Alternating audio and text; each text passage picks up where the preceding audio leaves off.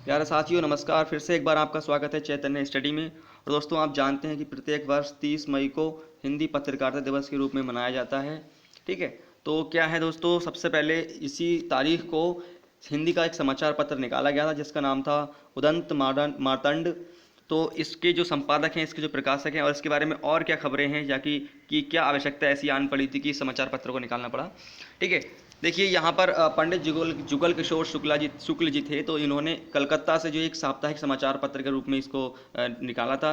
इसके ये प्रकाशक और संपादक दोनों ही थे। बहुत ही इंपॉर्टेंट बात है ये कि पंडित जुगल किशोर शुक्ल जो थे वो इस समाचार पत्र के जो है प्रकाशक और संपादक भी थे। ठीक है, तो इस तरह हिंदी पत्रकारिता की शुरुआत करने वाले पंडित जुगल किशोर शुक्ल का हिंदी पत्रकारिता की जगत में एक विशेष सम्मान है। देखिए, ये कानपुर के रहने वाले थे। जुगल किशोर शुक्ल और वकील थे। लेकिन उस समय क्या था, औपनिवेशिक अंग्रेजी हुकूमत थी। ठीक है, उस समय अंग्रेजी हुकूमत थी और औपनिवेशिक अंग्रेजी हुकूमत ने उन्होंने कलकत्ता को अपनी कर्मस्थली बनाया। अब चूंकि जानते हैं कर्मस्थली जो है कलकत्ता को ही क्यों बनाया, इस पर हम देखिए और आगे बढ़ते हैं। भारत में हिंदुस्तानियों के हक की आवाज़ को उठाना बहुत एक चुनौती बन गया था। अब हिंदुस्तानियों के हक की आवाज़ को बुलंद करने के लिए उन्होंने कलकत्ता को बड़ा बाजार इलाके में अमरतल्ला लेन, ठीक है, कोलूटोला से साप्ताहिक उदंत मार्तंड का प्रकाशन शुरू किया। ये एक साप्ताहिक अखबार था जो प्रत्येक मंगलवार को जो है पाठकों तक पहुंचता था। देखिए आखिर ऐसी क्या आवश्यकता आन पड़ी थी, ये देखते हैं।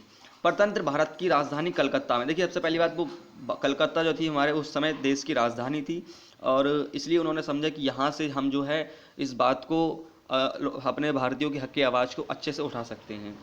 बाकी और उनके क्या मतलब विचार रहे हों तो उस पर हम और आगे चर्चा करेंगे। इसमें देखिए, परतंत्र भारत की राजधानी कलकत्ता में अंग्रेजी शासकों की भाषा अंग्रेजी के बाद बांग्ला और उर्दू का प्रभाव था। इसलिए उस समय अंग्रेजी, बांग्ला और फारसी में कई समाचार पत्र निकलते थे। हिंदी भाषा का एक भी समाचार पत्र मौजूद नहीं था। देखिए उस समय हिंदी भाषा का एक भी समाचार पत्र मौजूद नहीं था। हाँ, ये जरूर है कि 1818 और 19 में कलकत्ता स्कूल बुक के बांग्ला समाचार पत्र समाचार दर्पण में कुछ हिस्से हिंदी में भी होते थे। अब देखिए इसमें जो है सबसे पहले इसकी 500 प्रतियां छपी थीं। हालांकि उदंत मार्तंड एक साहसिक प्रयोग था, लेकिन पैसों के अभाव में यह एक साल भी नहीं प्रकाशित हो पाया। इस साप्ताहिक समाचार पत्र के पहले अंक की 500 प्रतियां छपी। हिंदी भाषी पाठकों की कमी की वजह से उससे ज़्यादा पाठक नहीं मिल सके। दूसरी बात कि हिंदी भाषी राज्यों से दूर होने के कारण उन्हें समाचार पत्र डाक द्वारा भेजना पड़ता था। डाक दरें महंगी थीं, जिसकी वजह से इसे हिंदी भाषी राज्यों में भेजना भी आर्थिक रूप से महंगा सौदा हो गया था। अब देखिए, पंडित जुगल किशोर ने सरकार से डाक दरों में रियायत के लिए अनुरोध किया, लेकिन ब्रिटिश सरकार ने इस पर ध्यान नहीं दिया। अलबत्ता किसी भी सरकार विभाग ने उदंत मार्तंड की एक भी प्रति खरीदने पर भी रजामंदी नहीं दी। पैसों की तंगी की वजह से उदंत मार्तंड का प्रकाशन बहुत दिनों तक नहीं हो सका और आखिरकार 4 दिसंबर सन 1826 ईस्वी को इसका प्रकाशन बंद कर दिया गया।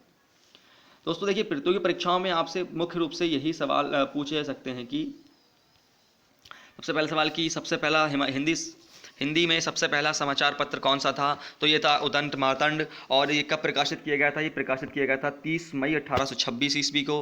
और इसके जो संपादक थे वो कौन थे, या फिर इसके जो प्रकाशक थे वो कौन थे, वो थे इसके पंडित जुगल किशोर शुक्ल।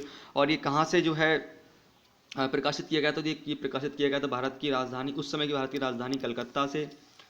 ठीक है, अब इसकी क्या क्या ऐसी बातें थी कि कलकत्ता से ही क्यों प्रकाशित हुआ और हिंदी भाषा में क्यों प्रकाशित हुआ और ये ज़्यादा समय तक क्यों नहीं चल पाया, तो उस विषय पर हमने अच्छे से चर्चा की है।